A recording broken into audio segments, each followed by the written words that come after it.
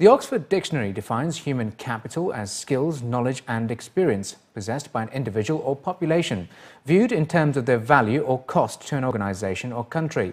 And developing this resource is more crucial than ever, according to education and industry experts. In recognition of the urgent need to develop the UAE's human capital, the University of Wollongong in Dubai organised the first of its kind industry breakfast series. In his keynote speech, Mahmoud Ahmed Al-Bastaki, CEO of Dubai Trade, Dubai World, highlighted the UAE's efforts in this regard. He said it began from Sheikh Zayed, who said wealth is not in money but in men.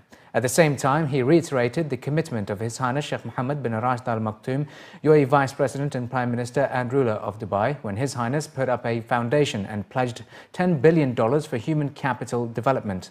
6 years from now, Al-Bastaki says the expo will see 277,000 direct jobs and even more indirect jobs. With all these opportunities, he encourages creative thinking, supports women and says young people must be well prepared. We welcome women and we encourage them. Please have trust in you. And there are people who not have this stereotype that women are less. Women are not less. Women are as good as men, and they could be even better than men. The young Emiratis should take the challenge of and should have the courage to explore new areas and not be like governed to be a government employee or a public servant. They should be adventurous, they should be entrepreneurs. The government and the whole system allows people to develop their own business or join an industry in a specific area. The whole world has changed. Our generation used to be always looking at being a government employee. And they stay 20, 30 years in that same job. Now things have changed.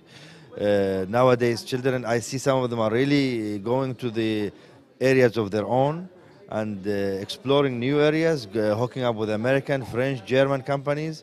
It's a life experience that is worth taking. And if you don't take it at a young age, it's not worth it taking it at a later age.